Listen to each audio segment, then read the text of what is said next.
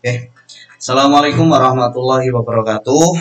Alhamdulillahirabbil alamin. Kita masih diberi kesempatan untuk belajar bersama secara online di kelas online ini.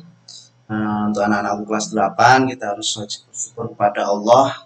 Semoga ketika kita bersyukur, Allah akan menambah rezeki kita berlipat-lipat. Oke. Anak-anak kelas 8, kita masih berada di bab 1 ya. Meyakini kitab-kitab Allah, mencintai Al-Quran. Kita lanjutkan, kalau kita minggu kemarin kita bahas tentang apa itu yang dimaksud dengan iman kepada kitab Allah. Kemudian kitab-kitab Allah itu apa saja, tuh ada 4 diberikan kepada rasul-rasul siapa, kemudian apa perbedaan, sampai itu saja ya. Oke, sebelum kita awali materi pada hari ini, marilah kita membaca bismillah terlebih dahulu. Semoga apa yang saya sampaikan nanti dapat kalian terima. Semoga kalian selalu diberi kesehatan. Kita awali dengan bacaan basmalah bersama-sama. Bismillahirrahmanirrahim.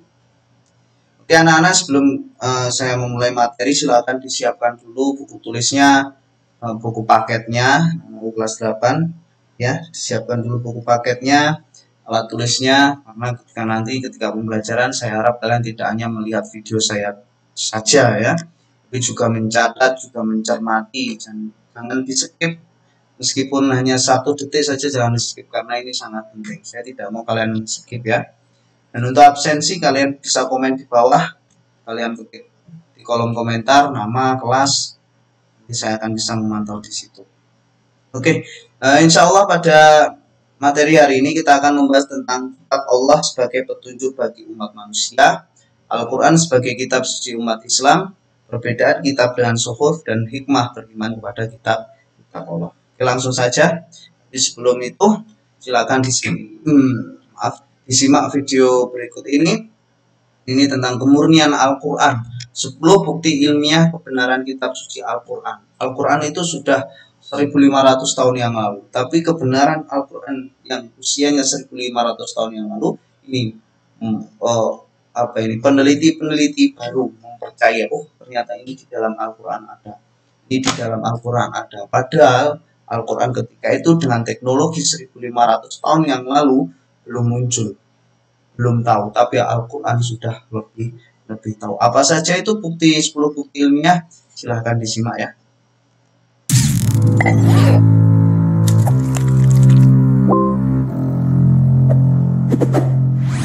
Assalamualaikum warahmatullahi wabarakatuh. Sahabat beriman, sebagai umat Islam kita bukan hanya diwajibkan beriman kepada Allah, tapi juga menjadikan Al-Quran sebagai pedoman hidup. Segala macam permasalahan semuanya ada jawabannya di dalam Al-Quran. Hal ini salah satu membuktikan jikalau Al-Quran adalah benar kalam Allah atau perkataan Allah, bukan buatan manusia.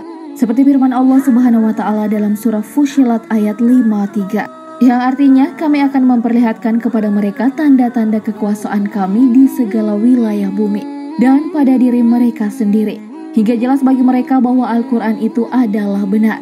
Tidakkah cukup bahwa sesungguhnya Tuhanmu menjadi saksi atas segala sesuatu? Masya Allah.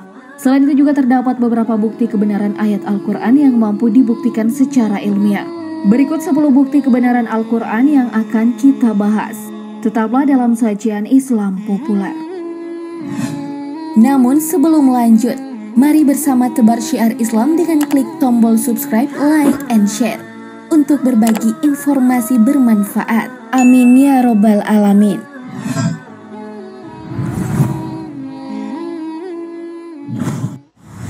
Sungai di bawah laut.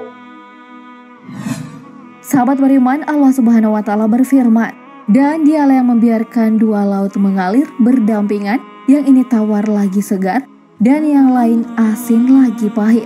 Dan dia jadikan antara keduanya dinding dan batas yang menghalangi.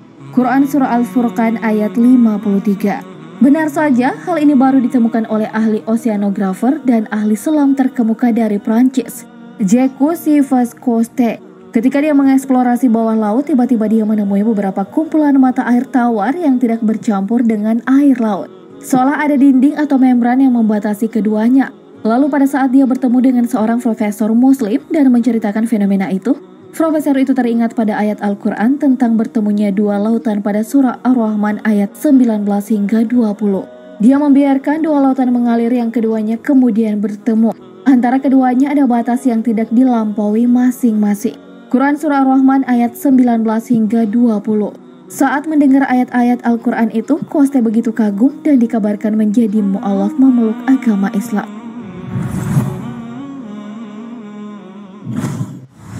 Segala sesuatu berpasangan. Paul Dirac adalah seorang ilmuwan asal Inggris yang berhasil melakukan penelitian dan membuktikan bahwa materi diciptakan secara berpasangan terhadap proton dan neutron dalam elektron. Penemuan ini sendiri dinamai parite. Berkat penemuannya tersebut dia memperoleh Nobel di bidang fisika pada tahun 1933. Dan sahabat beriman, tentang segala sesuatu berpasangan-pasangan telah dijelaskan jauh sebelumnya di dalam Al-Quran. Tepatnya dalam surah Az-Zariyat ayat 49 yang artinya, dan segala sesuatu kami ciptakan berpasang-pasangan, supaya kamu mengingat akan kebesaran Allah. Tumbuhan bertasbih. Al-Quran telah menjelaskan fenomena tumbuhan bertasbih dalam surah Al-Isra ayat 44 yang artinya, langit yang tujuh, bumi dan semua yang ada di dalamnya bertasbih kepada Allah. Dan tak ada sesuatu pun melainkan bertasbih dengan memujinya. Tetapi kamu sekalian tidak mengerti tasbih mereka. Sesungguhnya dia adalah maha penyantun lagi maha pengampun. Quran surah Al-Isra ayat 44. Dan hal ini telah diungkapkan di majalah sains terkenal, Journal of Plant Molecular Biologies, mengungkapkan hasil penelitian yang telah dilakukan oleh tim ilmuwan asal Amerika Serikat. Penelitian yang dipimpin oleh Prof. William Brown ini menemukan suara ultrasonik yang berasal dari tumbuhan. Iya, suara ultrasonik dari tumbuhan lalu diubah menjadi gelombang elektrik optik yang dapat ditampilkan ke layar monitor dalam bentuk rangkaian garis. Kemudian penelitian ini dilanjutkan oleh ilmuwan dari India yang beragama Islam. Dan saat dimintai penjelasan, ilmuwan asal India ini membacakan surah Al-Isra ayat 44 tadi. Air susu ibu. Sahabat beriman, dalam dunia medis sangat disarankan untuk memberikan ASI eksklusif pada bayi hingga 6 bulan dan tetap memberikan ASI sampai bayi berumur sekitar 2 tahun baru kemudian dilakukan penyapihan. Padahal jauh sebelumnya Allah sendiri telah berfirman. Dalam surah Luqman ayat 14 Allah Subhanahu wa taala berfirman yang artinya, dan kami perintahkan kepada manusia berbuat baik kepada 2 orang ibu bapaknya. Ibunya telah mengandungnya dalam keadaan lemah yang bertambah-tambah dan menyapinya dalam 2 tahun. Bersyukurlah kepadaku dan kepada 2 orang ibu bapakmu. Hanya kepadakulah kembalimu. Maha benar Allah dengan segala firman-Nya. Manusia dari satu sperma. Pada saat sekolah kita telah diajarkan bahwa dari berjutaan sperma yang masuk ke dalam rahim, hanya ada 1 sperma saja yang berhasil melakukan pembuahan. Juga dijelaskan para ilmuwan bahwa ada sekitar 250 juta sel sperma yang masuk ke dalam rahim wanita. Lalu sperma-sperma itu seakan berlomba dalam perjalanannya menuju sel telur. Sementara sel telur hanya menerima 1 sperma saja untuk membuahinya. Hal ini tentu diketahui oleh para ilmuwan dalam kurun waktu beberapa abad yang lalu saja. Sedangkan dalam Al-Quran Allah telah menjelaskan hal ini sejak sekian lama, 1400 tahunan. Sebagaimana firman-Nya dalam surah Al-Insan ayat 2. Sungguh kami ciptakan manusia dari setetes mani yang bercampur yang kami hendak mengujinya dengan perintah dan larangan. Karena itu kami jadikan dia mendengar dan melihat. Penentuan jenis kelamin. Penentuan jenis kelamin sebelumnya dipercaya ditentukan oleh kromosom wanita atau paling tidak memberikan campuran daripada kromosom laki-laki dan wanita. Namun berdasarkan penelitian terbaru para ilmuwan bahwasanya benar bahwa penentu jenis kelamin bayi adalah sel kromosom laki-laki. Hal ini sebelumnya telah dijelaskan oleh Allah dalam surah An-Najm ayat 45 hingga 46. Allah Subhanahu wa taala berfirman yang artinya, Dialah yang menciptakan berpasang-pasangan pria dan wanita dari air mani apabila dipancarkan. Quran surah An-Najm ayat 45 hingga 46. Allah menjelaskan jika penentu jenis kelamin bayi berasal dari air mani yang dipancarkan. Air mani ini sendiri berasal dari si ayah, yakni laki-laki. Fenomena hujan darah. Fenomena aneh hujan darah sudah terjadi beberapa kali. Di awal sejak zaman Perang Troya pada abad 8 sebelum Masehi, lalu pernah terjadi di wilayah kekuasaan Eropa kuno tahun 685 Masehi, Inggris, dan di Paris pada tahun 582 Masehi. Dan juga pernah terjadi di India di tahun 2015 lalu. Dan sahabat beriman, setelah beberapa sampel dari air hujan ini diteliti, ternyata hujan ini benar mengandung sel darah merah. Dan ternyata dalam Al-Quran sendiri hal ini telah dijelaskan di surah Al-A'raf ayat 133. Maka kami kirimkan kepada mereka angin topan, belalang, kutu, katak, dan darah sebagai bukti yang jelas. Tapi mereka tetap menyombongkan diri dan mereka adalah kaum yang berdosa. Kesempurnaan sidik jari. Sahabat beriman, coba perhatikan sidik jari sahabat beriman ya. Tanpa disadari, meskipun kita tumbuh dan berkembang, sidik jari ini tidak akan pernah berubah sepanjang kita masih hidup. Bahkan sidik jari antara satu manusia dengan manusia lainnya tidak akan sama, meskipun orang kembar sekalipun. Masya Allah, begitu sempurnanya sidik jari yang diciptakan oleh Allah Subhanahu wa Ta'ala untuk kita manusia. Hal ini telah dijelaskan dalam Al-Quran surah Al-Qiyamah ayat 3 hingga 4 yang artinya, apakah manusia mengira bahwa kami tidak akan mengumpulkan kembali tulang belulangnya? Bukan demikian, sebenarnya kami kuasa menyusun kembali jari jemarinya dengan sempurna.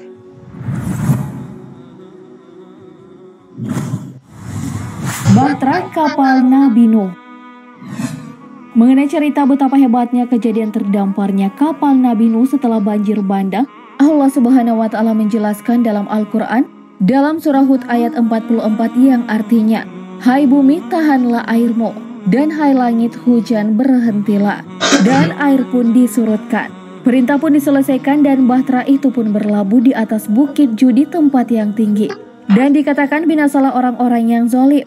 Lalu peneliti pun menemukan bukti-bukti valid tentang keberadaan kapal Nabi Nuh tersebut. Salah satu profesor asal Istanbul, Oktay Belli, yang mengatakan bahwa banjir pada masa Nabi Nuh bukanlah mitos belaka, terjangan air bah itu benar-benar terjadi. Dan salah satu situs yang diyakini sebagai jejak peninggalan kapal tersebut terdapat di pegunungan Ararat, Turki yang berdekatan dengan perbatasan Irak. Laut dibelah Musa. Sahabat beriman, salah satu mukjizat Nabi Musa adalah dapat membelah lautan merah. Dikisahkan Nabi Musa membelah laut merah saat dihadang laut merah atau mulut bakal dihabisi serdadu Fir'aun. Lalu Tuhan pun memberi mukjizat kepada Musa, yakni membelah lautan sehingga Musa dan pengikutnya melarikan diri. Dan tentara Fir'aun tenggelam di lautan ketika akan mengejar Nabi Musa. Hal ini pun telah dibuktikan dengan beberapa penemuan ilmiah seperti ditemukannya bangkai roda di Laut Merah pada tahun 1988 silam. Selain bangkai roda tempur tersebut, di tempat yang sama juga ditemukan beberapa bangkai manusia yang diduga merupakan pasukan Fir'aun. Allah Subhanahu wa Ta'ala berfirman, dan ingatlah ketika kami belah laut untukmu, lalu kami selamatkan kamu dan kami tenggelamkan Fir'aun dan pengikut-pengikutnya sedang kamu sendiri menyaksikannya. Quran Surah Al-Baqarah ayat 50. Sahabat beriman, itulah dia 10 bukti kebenaran bahwa Al-Quran kitab suci bukan fiksi. Kebenaran ayat-ayat suci Al-Quran ini pun telah dibuktikan secara ilmiah. Masya Allah, maha benar Allah dengan segala firman-Nya. Demikianlah informasi kita kali ini, semoga bermanfaat. Dan jangan lupa supportnya dengan klik tombol subscribe, like, dan share untuk berbagi informasi bermanfaat. Amin ya robbal alamin. Wassalamualaikum warahmatullahi wabarakatuh.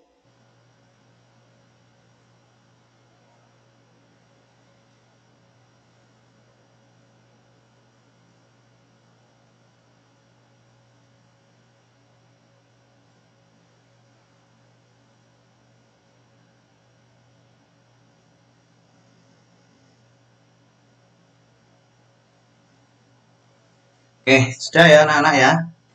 Nah, itu tadi 10 bukti ilmiah kebenaran kitab suci Al-Quran. Langsung saja materi yang pertama. Kitab Allah sebagai petunjuk bagi umat manusia. Kitab-kitab yang diturunkan Allah kepada manusia melalui para utusannya dimaksudkan agar dijadikan petunjuk bahwa keberadaan manusia di muka bumi ini karena manusia diciptakan oleh Allah, maka hanya untuknya manusia menyembah. Artinya apa?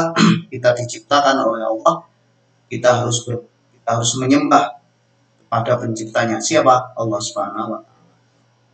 Allah menciptakan manusia dengan penciptaan yang sempurna, diberi akal, diberi nafsu, diberi hati nurani. Berbeda dengan hewan, hanya diberi nafsu saja. Tapi manusia diberi akal, nafsu, dan hati nurani. Hal ini mendorong agar manusia bisa menjadi khalifah atau pengganti di muka bumi ini sebagaimana tujuan diciptakannya. Berkaitan dengan hal ini, manusia memberi petunjuk dan pedoman bagaimana harus menjalani kehidupan di dunia. Allah Subhanahu wa Ta'ala memberikan petunjuk berisi hal-hal yang baik yang harus dilakukan dan meninggalkan hal-hal buruk atau tercela. Pedoman dan aturan ini tidak dimaksudkan untuk mengekang manusia, namun sebaliknya, bagaimana tujuannya agar dimaksudkan untuk agar mendapat kebahagiaan manusia di dunia ini menjadi sempurna. Kebahagiaan tersebut meskipun di dunia maupun di selanjutnya adalah Al-Quran sebagai kitab suci umat Islam. Ini Islam, sampean semua juga Islam, dan kita mempunyai pedoman yang sangat kuat namanya Al-Quran. Yang dijamin kemurniannya berbeda dengan kitab-kitab lain yang sudah diragukan kemurniannya. Kitab suci Al-Quran mulai dari diturunkan kepada Nabi Muhammad sampai sekarang ini tak ada satu huruf pun yang dirubah.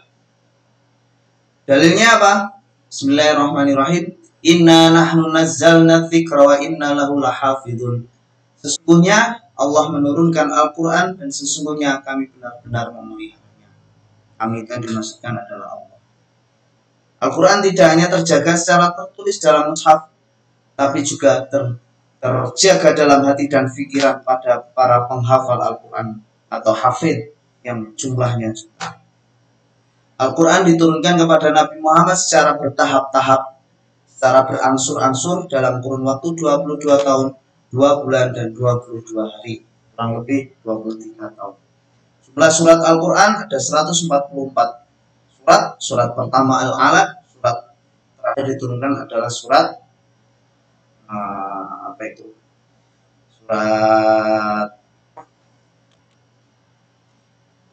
surat Pak Roni agak lupa ya, nanti kalau tahu silahkan komen di bawah. Nah, surat yang diturunkan ketika Nabi Muhammad sebelum hijrah ke Madinah dinamakan surat Makkiyah.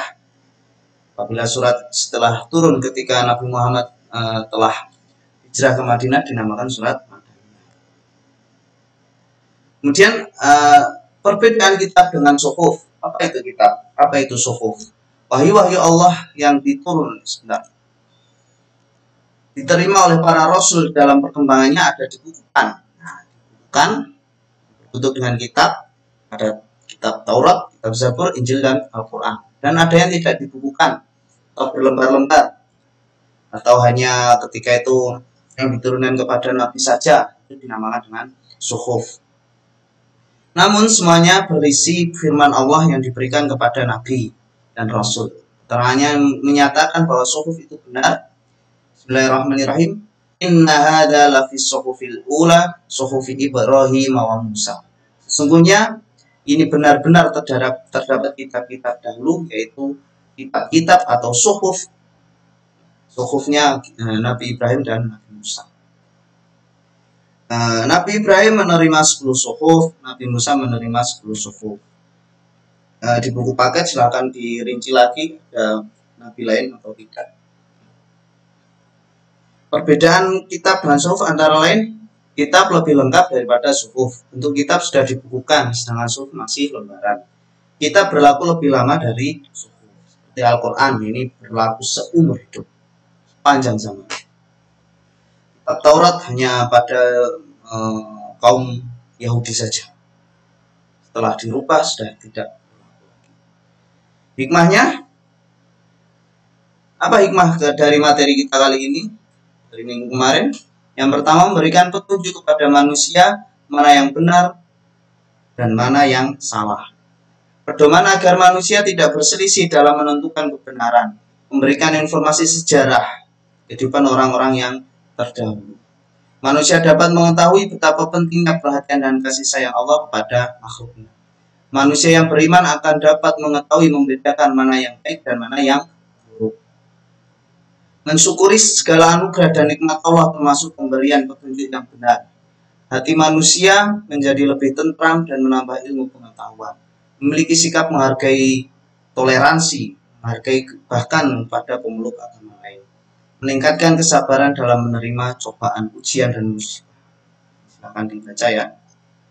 Oke, demikian tadi materi bab 1 tentang iman kepada kitab Allah.